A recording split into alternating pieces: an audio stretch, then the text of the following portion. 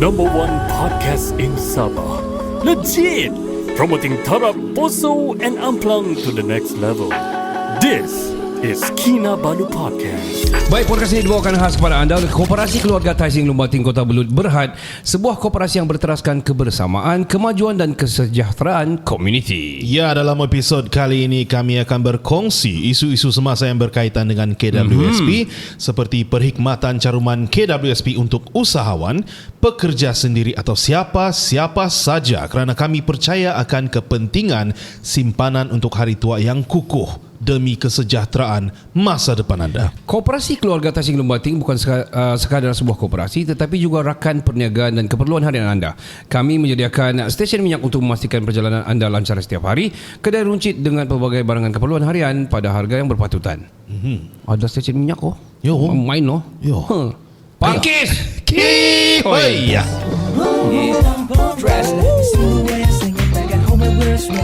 Sipping moonshine, sunglasses at top right. You say it sounds sexy and you love it when I'm talking in my tropical. Muli ka na pagtarap ng braso, sumarap wala ito. Biro bakit ito na haripanan, mo'y kita mamintang nawayan. Selamat kembali ke podcast nombor 1 di Sabah. Saya Ricardo. Saya Kenny. Di second part ataupun episod yang special ini, kita bersama dengan Tuan Josli Tai Seng. Selamat datang sekali lagi Tuan Josli Tai Seng. Welcome. Kita tadi ada cerita di first part. Kalau kamu inspired, kamu boleh dengar first part. Tapi jangan kamu tinggalkan di second dan juga third part yang kita akan cover ni. Tapi saya mau cerita balik pasal Tuan berasal dari Kota Belud, Taginambur. Ya, Betul. Saya lahir di Kota Belud tapi membesar di sana. Mungkin keluarga pun banyak di sana juga. Memang asal daripada Kota Belud. Kota Belud. Bapa saya daripada Taginambur. Okey. Mama saya Kampung Sayap. Ya. Sayap masuk Kota Belud kah? Masuk Kota Belud. Kota Belud juga kan? Ya, Sebab di tengah-tengah betul kan? Ya. Tambah dulu sayap. Sayap kiri, sayap kanan. Saya sudah agak. Tapi Tuan, di Kota Belud, macam mana Tuan punya cerita masa membesarnya Tuan di Kota Belud, membesar di Kota Belud? Itu yang menarik di cerita Kota Belud sebab arwah beliau saya pun tempasuk. Jadi dia punya cerita boleh tahan. Saya suka bila saya dengar dia punya cerita-cerita masa dia kecil. Telanjang-telanjang dong terjun di itu sana, di sungai. Itu parit sawah tu. Ya. Macam siok kok. Betul lah. Macam mana Tuan punya macam mana Tuan membesar? Ceritakan sikit-sikit. Childhood lah. Childhood. Okey, waktu dulu tuh di Taginambur tinggal dengan nenek lah, datu nenek kan. Okey. Datu nenek saya ni petani lah. Baik. Kalau musim menuri kata, kami akan pergi menuri kata lah. Dan selepas itu kalau sampai musim menanam padi, kami akan pergi menanam padi lah. Okey. So kalau menanam padi itu kami akan tinggal di, sekarang kena panggil Bukit Benira lah. Okey. Tinggal sana semua.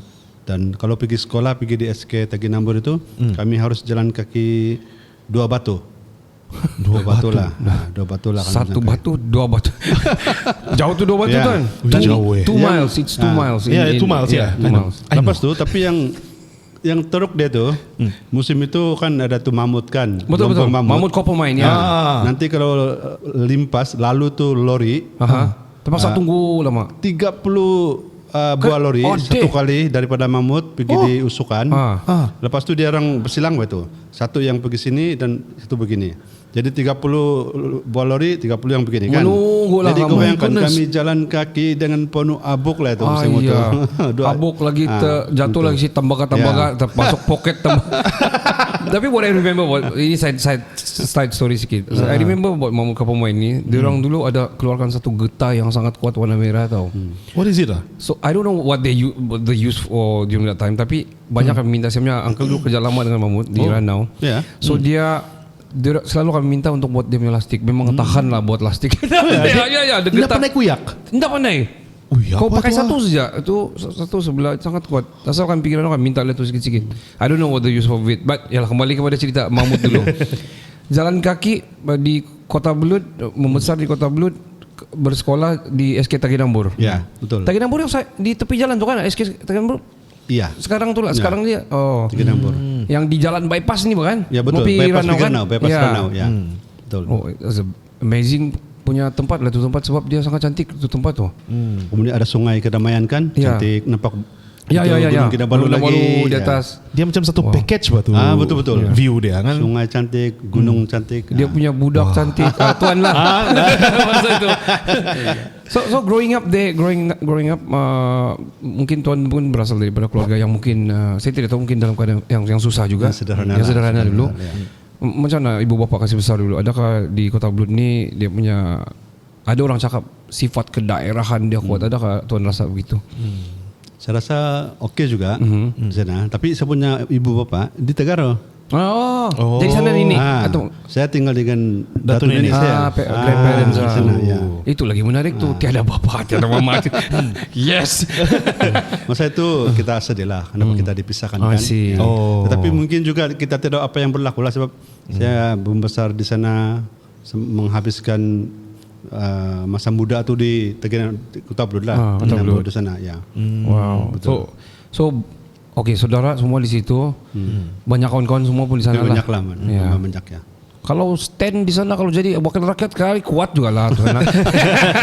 Banyak kawan-kawan lah. Banyak kawan-kawan lah. Itu Ya. kita cerita nanti. Ya. Saya berintrik dengan cerita sambungan yang tadi di KPD itu. Saya ada tanya tadi tapi mungkin belum terjawab sebab tuan cerita terus sambungan ke UiTM. 9 kali cuba masuk UiTM, 5 tahun cuba balik STPM. Kira determination tu kuat Dulu punya determination memang kuat kan. Bukan macam sekarang. Baru 2 kali kalah terus. Belum lah 2 kali. Tidak mau ikut liga sudah ini. kalau bola sepak lah. So tuan Nambi, what is it for you like so special in the education ni? Kenapa sangat penting education sampai tuan mau kejar untuk masuk UiTM ni? Okey, sebab saya pikir kalau kita untuk keluar daripada kemiskinan itu satu sejak Pendidikan. belajar ya. Wow. Kemudian itu kan juga masa itu macam yang saya bilang tadi itu pernah jalan cari sini dan salah satu dia tu bapak kamu kan dan musim itu dia mungkin sudah balik kah daripada Sudah. US. Nah, Sudah. So saya Sekejap, nampak 82 belum lagi kan? Belum. Kami 86 baru yang balik sini. Kan? Ya. So saya punya sepupu lah juga yang inspirasi lah untuk belajar kan. I see. So saya tidak boleh belajar secara yang direct. Okey. Saya terpaksa cara yang kura-kura lah. Belajar sendiri, belanja sendiri, kan. Slowly climbing up lah. So waktu saya ambil tingkatan 6 tu, saya lulus sijil penuh. Sijil penuh. Sijil penuh. Kemudian itu saya sudah masuk tingkatan diploma. Kemudian kebetulan bila saya tahu itu adalah sijil penuh, itu pun saya telepon di Jabatan Pendaftaran Pendidikan itu. Okay. Jadi bila saya sah lulus, saya tulis surat, and then syukurlah kasih naik pangkat. Oh, di KPD. 89 bulan 6 kata saya naik pangkat dan oleh kerana saya sudah pun di division 2 sudah division 2 lah kalau orang panggil dulu kan. Saya teruskan sebenarnya diploma lah sampai habis. So sudah habis diploma, kemudian rehat setahun, saya sambung lagi USM. PJJ juga. Ambil degree. Ambil degree pula. Itu diploma. Lepas tu sekarang degree. Ya, degree di USM. 5 tahun. PJJ. Okey. Pendidikan jarak jauh. Wow. Jadi maksudnya saya ambil STPM pun persendirian, diploma pun persendirian, kemudian degree pun persendirian. Lepas tu sudah saya sambung lagi lah. Habis saya bilang ini mau pensiun sudah nih, mau tua sudah. Jadi ambillah yang bidang yang saya pergi belajar lah yang seminari punya. I see. Jadi saya ambil master Christian Studies. Master Allah. Kau tengok, saya pun tiada master. Ada juga master saya ni, tapi master jack of all trade, master of none. Saya baru mau apply. Boleh. Mudah-mudahan lebih kamu. Dia cakap baru mau apply tu 5 tahun lalu pun dia cakap itu. Tanda Tapi determination. tahun ini. Tahun 2028 ini gitu kan. Lama lagi. Tahun ini tengoklah. Tapi what I'm saying ataupun daripada tuan punya cerita, what I can cope as for setakat di part yang kedua ni kan. Setiap kali Tuan Jus akan bercakap dia akan cerita detail in digits and dates tau. Very particular, dia akan sebut date dan dia ingat tau. So dia mungkin dia ada bagi saya ciri-ciri dia sangat detail, orang yang sangat thorough dan detail. Sebab dia bercerita dengan date dan dia ingat semua tarikh dan sebagainya. I see where you're Saya getting at. tarik siapa bini saya kahwin. Of course I remember. Jaga. Of course I remember. Mesti lah ingat kan kalau bini. 20 10 aja. So okay, Tuan berapa tahun tadi berkhidmat di KPD? 10 tahun. 10 tahun. Daripada 83 sampai 93. Oh, 93. Alright. Saya mau bercerita di part kedua ni spesifik pasal KWSP. Okay. So kita terus direct pergi KWSP. Ya. Macam mana tuan mulai daripada KPD. koperasi ini, dunia koperasi ini, corporation ini ke dunia KWSP ni? Okey. Selepas saya dapat itu diploma, saya berfikir untuk mengalihkan apalah dia punya suasana lah kan. Okey. Sebab yalah terus terang saja kalau KPD dulu tu dia kan government punya agensi. I see. Setiap kali berubah kerajaan kan dia Berubah juga. goyang-goyang, Pak. Oh, So, saya bilang saya nak cari yang stable lah. Okey. So dengan ada sudah diploma, saya pindahlah pergi memohon dari KWSP. Okey. Sebagai inspektor KWSP lah. Ini 93 kan 94? 93. Okey, 93. Ya. So Terus saya, dapat? Interview dan dapat lapor diri 3 hari bulan 5 93. Oh tengok. Number lagi kau tengok ingat lagi. Saya ingat. Ya. Wow. Jadi saya posting Sandakan. Oh, di Ya, Sandakan. di Sandakan. Ya. Sebagai inspektor KWSP. Ya. Inspektor ni dia penguat kuasa. Oh. Kami kasih kuat kuasa itu akta KWSP. Okey. Oh. Enforcement lah. Akta KWSP sampai sekarang ada kan? Ada. Diaktakan. Jadi apa akta dia tu kalau tuan masih ingat? Dia akta 1991, kira Okey. 1991 lah. Okey. So di dalam itu untuk apa dia intipati dia? Sebab KWSP ini diwujudkan tahun 1951. 1951, right? Tujuan dia tu untuk mereka yang kerja swasta ataupun yang kerja dengan kerajaan tapi tidak membeli berpencen, Okey. supaya mereka menabung. Okey. Supaya nanti bila mereka pencenkan, mereka ada tu tabungan lah. Tabungan Kalau lah. macam Tuan Kenny dengan Ricardo, kamu sudah ada pencen kan? Sampai sejak 60 tahun memang ada pencen. Okey. Tapi kalau yang kerja swasta, Dia orang tidak itu. kalau tidak ada simpanan, kita ada tu. Okey. So itulah tujuan KWSP diwujudkan. Okey. Pada tahun 51. Ya. Tapi untuk itu perlu juga ada macam anggota macam kami lah yang dulu tu penguat kuasa supaya memastikan supaya setiap majikan itu kalau ada pekerja Melaksanakan dia itu. mesti kasih carum. Carum. Oh. Nah, itu tujuan dia. Oh, gitu pula.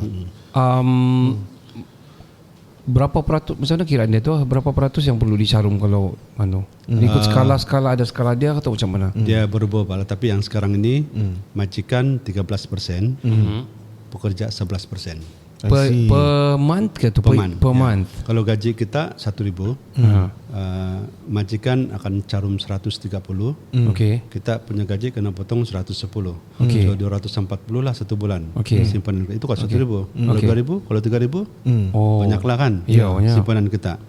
Dan itulah yang untung tu sebab nanti tanpa kita sadar kita punya simpanan itu bertambah-tambah lah. Yang saya mau faham ni kan, Tuan, caruman dari segi pekerja tu saya faham untuk savings Ya. nanti kan. Untuk majikan tu macam mana? Dia akan dikembalikan kepada majikan ke macam mana tu?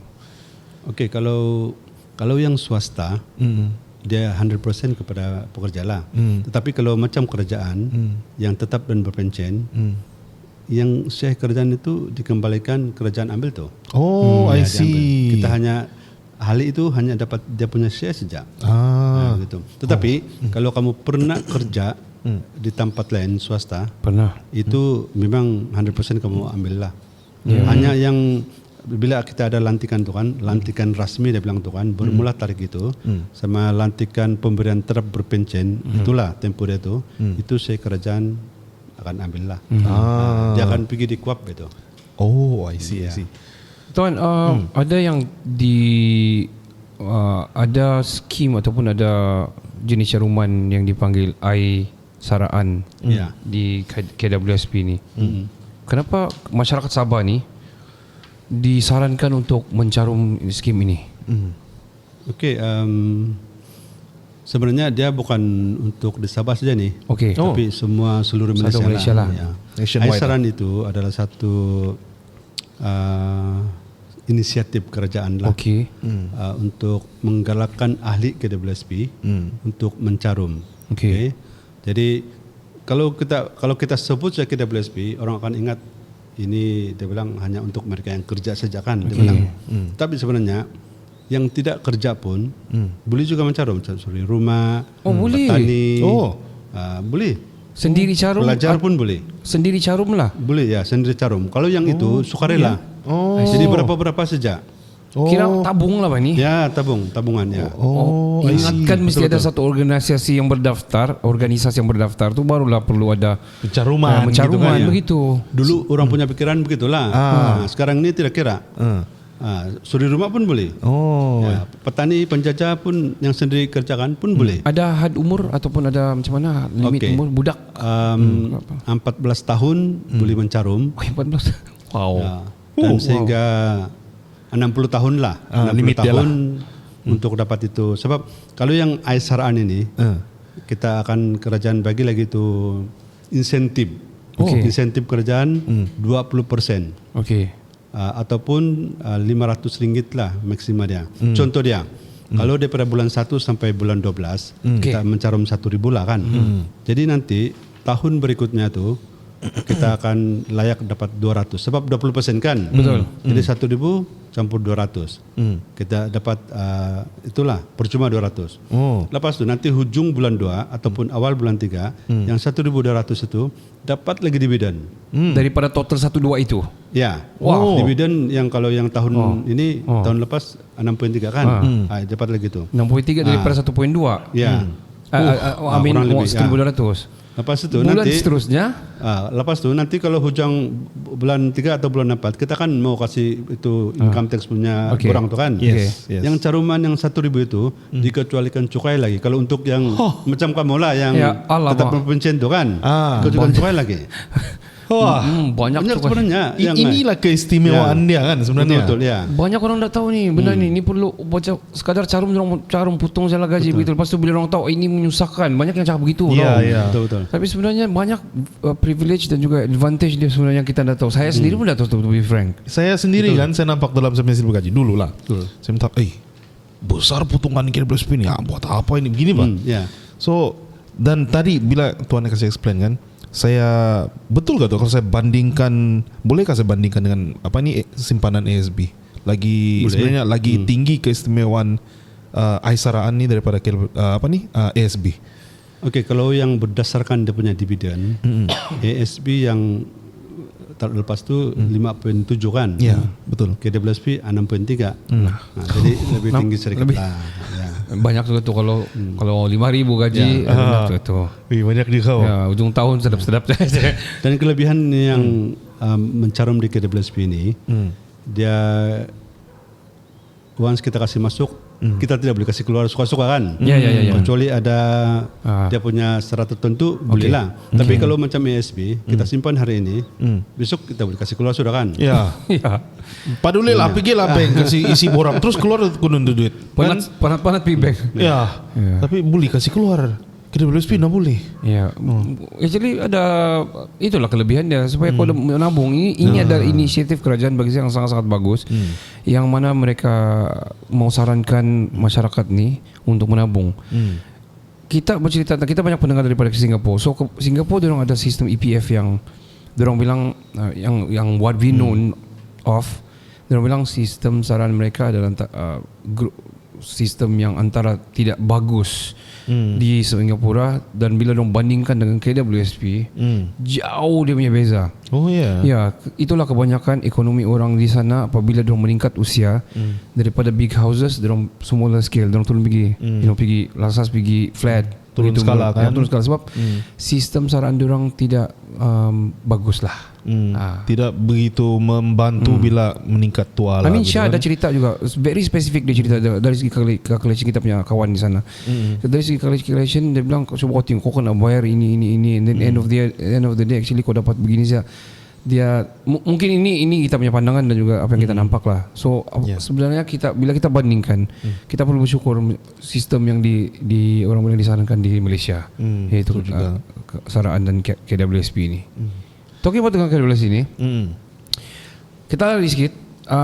Awal, I think last year, ujung-ujung tahun lalu, ada satu viral ni. This lady, dia haven't reached 40. Okay. Tapi dia reach 2 million dalam simpanan KWSP tau. How? Itulah dia kasih tahu macam mana. So macam Tuan Josli cakap tadi, daripada 1,000 kau dapat 20% kan. So 20% tu dia naik 1,2. 1,2 tu dia kira dari 1,2 dia double up lah. So macam dia naikkan caruman dia setiap kali dia naikkan caruman bah. Oh, okay. So at the age of 40 dia bilang belum, dia punya tajuk headline dia keluar sebelum pun sampai 40 sudah jadi jutawan daripada simpan KWSP, dia cakap tau. Oh. Betul tuan Betul. Oh. Kalau kita menyimpan, tapi syarat dia kita tidak kasih keluar lah. Ya, tidak kasih keluar. Jangan kasih keluar. Ya. Tunggu sampai kita mungkin 50 tahun ke 50 kan, memang akan menjadi jutawan juga. Sebab dia itu yang kena panggil compounding. Okey. Oh, dia compounding punya dividen interest. tu dia compounding itu. I see. Itu yang menguntungkan. That's ini actually lah. true lah. Ya, Boleh betul. kasih juta. Ya. Oh. Betul. Susah kita fikir skim cepat kan. Apa Mega Holdings? So saya pun intrik dengan tu. Saya baca dia bilang dia mau target pergi 2 juta betul. So dia sudah reach 1 juta. So maksudnya dia sudah milenial belum sampai 40. Dia macam dapat bekerja awal bah. Macam dia umur 20 kan dia kerja sudah. So dia terus menyimpan, dia kasih compound begitu. Belum dia 40 38 kah gitu, dia sudah 1 point berapa juta sudah dia simpan. 1.4 kah di KWSP tau. Dia bilang dia mau reach by 50, dia mau 2-3 million kah begitulah. Wish. Ini bagi semangat nih tau.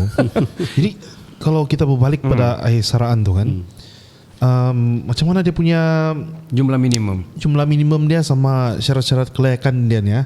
Macam yang kami sudah tetap dan berpensiun ni masih boleh ikut ke itu? Okey, kamulah sasaran itu. Okey. Sebab kamulah tunjuk muka. sebab dari segi keupayaan Kenny dan Ricardo untuk membayar itu orang bilang sub-subsui kan. Jangan juga. Sub-subsui, Pak. Senang lenang. Okey, sebab aisaran ini kita boleh mencarum serendah RM1 Pak.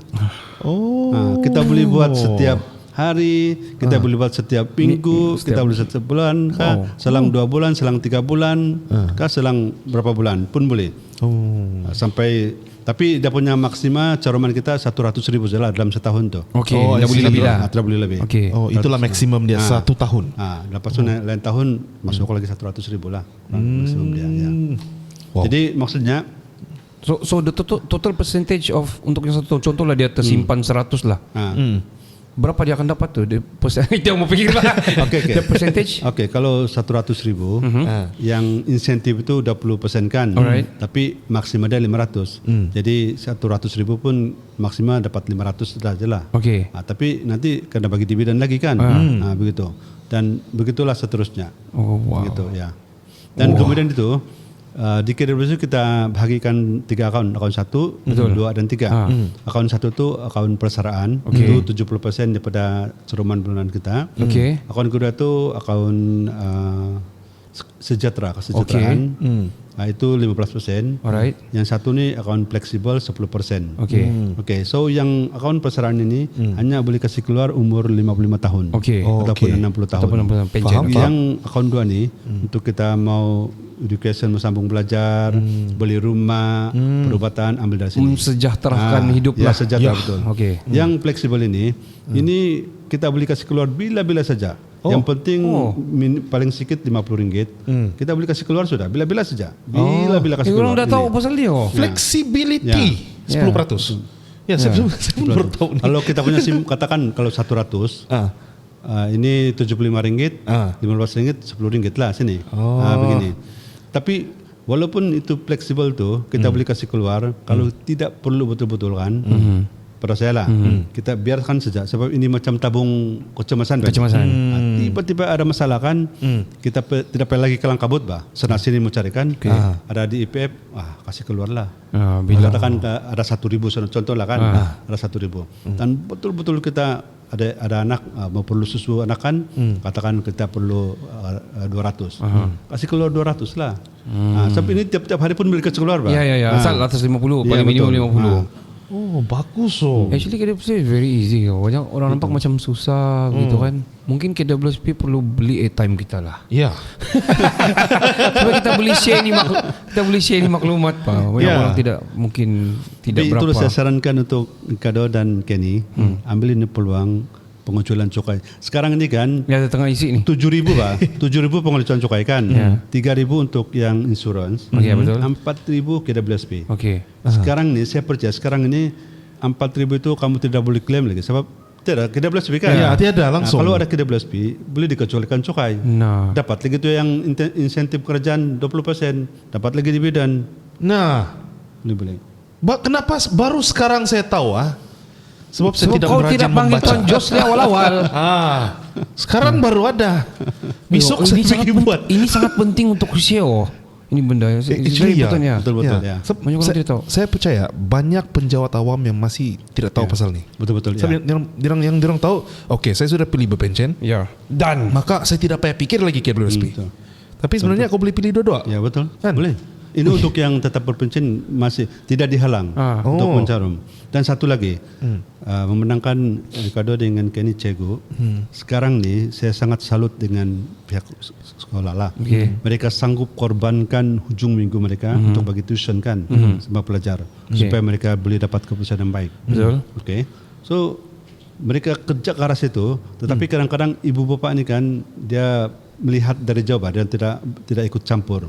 So bila anak mereka dapat keputusan yang bagus, straight A, dapat itu tawaran, gembiralah. Tapi bila itu bapa terima dapat tawaran masuk ke universiti, bayar 3,000, pening kepala dia.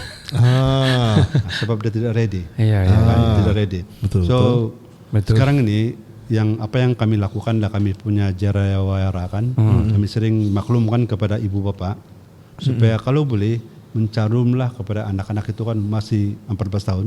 Okay. Berapa sebab RM20 kan, RM30 kan, KWSP, konsisten gitu kan. Konsisten masuk. Sebab kebanyakan ibu bapa yang saya nampakkan kalau tengok di rumah ada Astro. Ya. Astro minimum pun 100 sebulan kan. Sanggup. Dia ada handphone. Laki bini RM30, RM60 sudah. Data pun mustahil kalau dia RM50 saja kan. Ya betul. Postpaid. Oh. Kalau dia sanggup bayar RM50 untuk dia punya ini, kenapa tidak sanggup untuk anak? Kamu dengar tuh, ini untuk shots nih, masuk di IG nih. Kalau dia disimpan bagus-bagus kan, bila anak tu umur dia 18 tahun, mau tingkatan 5 kan. Kalau dia dapat terima tawaran, kalau betul-betul itu ibu bapa tidak cukup lah kan. Mungkin mau tambah sedikit, itu anak boleh kasih withdraw tu akaun 2 tadi itu untuk Pendidikan. Untuk sambung. Support, yuran At least ke apa. kan dia boleh daftar dan sambung sekolah, dia bolehlah dapat beasiswa. Boleh dapat pinjaman kan.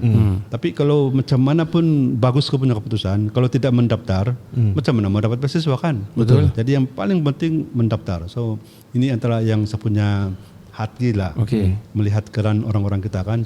Macam tadi kamu tahu juga saya pun terpaksa struggle untuk belajar kan. Betul. Itu yang perlu kita didik dengan orang-orang kita lah. Orang-orang kita ni kan tiada yang mati kebeluran, tiada. Betul. Tetapi kalau dari segi pengurusan keuangan, itu sedikit masalah lah. Betul. Itu kami sebab akui. itu yang perlu kita perlu kasih kesedaran lah. Kesedaran. Betul. Kami banyak cerita pasal inisiatif ataupun spread the awareness of keuangan, pengurusan keuangan sebenarnya. Financial awareness. Betul. Sebab ibu bapa kita, bukan kita salahkan, tapi diorang pun jenis yang diorang ajar tapi tidak bilang specifically. Even kita punya sistem education di sekolah pun tidak spesifik untuk ini. Sebab kebanyakan saya tengok banyak orang pandai cari duit tapi tidak pandai menyimpan duit. Ya betul. Tidak pandai mengurus. Mengurus keuangan, betul. Ya. Bila kita masuk pergi macam saya lah kan. Bila saya masuk ke dalam kancah kerjaya lah. Okey, pekerjaan. Yang saya tahu, saya dapat gaji dan menyimpan itu ada juga semangat untuk menyimpan, tapi di mana, bagaimana? Betul, ya. Dan rupanya memang ada begitu punya facility daripada kerajaan, inisiatif dari kerajaan yang membantu betul-betul. Ya. Mengajar lagi tu. Mana saya tahu pasal pengurusan keuangan masa saya baru masuk. Iyalah. Menyentuh tentang yang Ricardo sebutin pasal Singapura tu kan. Ada yang kena viral sekarang tu, ada satu orang Singapura tu yang bagi komen lah kan. Sebenarnya dia bilang KWSP itu atau yang sistem yang ada di Indonesia tu kan, itu adalah lubuk emas dia bilang. Ya, ada. Saya baca tu. I read about that. Ya. Dia orang bilang kalau kamu faham tentang konsep KWSP di Malaysia, dia bilang kamu akan terkejut, terutama di Singapura. Dia cakap pasal Singaporean sah. Kalau dia orang punya sistem taraan sangat-sangat bagus. It's EPF versus CPF. Ya, tapi kita EPF kita mau sambung cerita pasal KWSP ini di part yang ketiga. Betul. Kita akan berehat Tuan Josli. Podcast ini dibawakan khas kepada anda oleh Koperasi Keluarga Taising Lumbating Kota Belud Berhad, sebuah koperasi yang berteraskan kebersamaan, kemajuan dan kesejahteraan komuniti. Dalam episod kali ini kami akan berkongsi isu-isu yang semasa dan penting yang berkaitan dengan KWSP seperti perkhidmatan caruman KWSP untuk usahawan, pekerja sendiri atau siapa-siapa saja, kerana kami percaya akan kepentingan simpanan untuk hari tua yang kukuh demi kesejahteraan masa depan anda. Ya, Koperasi Keluarga Taising Lumbating bukan sekadar sebuah koperasi, tapi juga arahkan perniagaan dan keperluan harian anda. Kami menyediakan stesen minyak untuk memastikan perjalanan anda lancar setiap hari, kedai runci dengan pelbagai barangan keperluan harian pada harga berpatutan. Jadi kalau mau join ini koperasi, boleh cari ya, Koperasi Keluarga Taising Lumbating Kota Belud Berhad. Dan ke mana-mana, kita akan kembali selepas ini. Hey yo, what's up? I'm Farid PFK Click. You are now listening to Kinabalu Podcast, #1 podcast in Sabah. Yeah.